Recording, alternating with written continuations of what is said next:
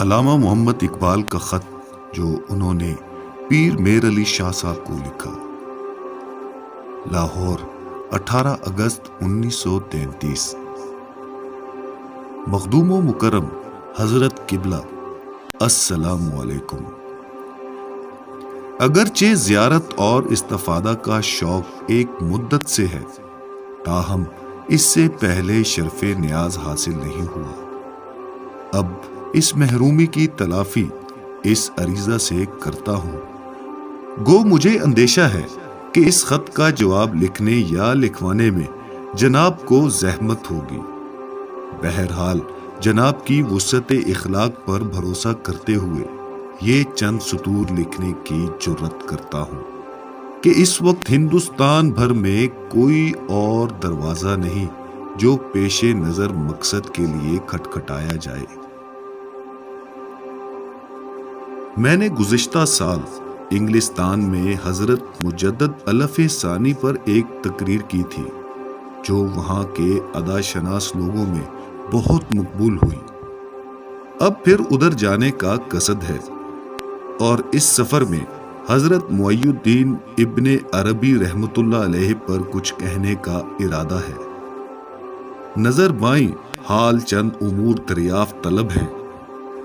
جناب کے اخلاق کریمانہ سے بعید نہ ہوگا اگر سوالات کا جواب شافی مرحمت فرمایا جائے۔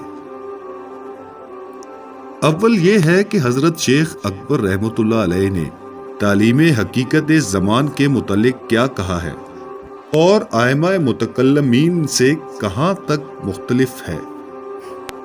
یہ تعلیم شیخ اکبر رحمۃ اللہ علیہ کی کون کون سی کتب میں پائی جاتی ہے اور کہاں کہاں۔ اس سوال کا مقصود یہ ہے کہ سوال اول کے جواب کی روشنی میں خود بھی ان مقامات کا مطالعہ کر سکوں۔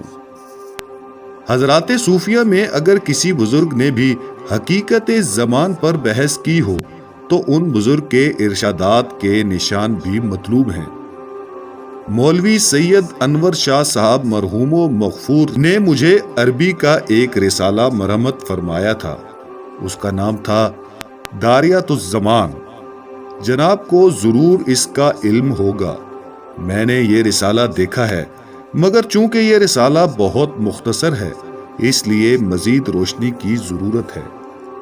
میں نے سنا ہے کہ جناب نے درس و تدریس کا سلسلہ ترک فرما دیا ہے، اس لیے مجھے یہ عریضہ لکھنے میں تامل تھا، لیکن مقصود چونکہ خدمت اسلام ہے، مجھے یقین ہے کہ اس تصدیہ کے لیے جناب معاف فرمائیں گے۔ باقی التماس دعا، مخلص محمد اقبال۔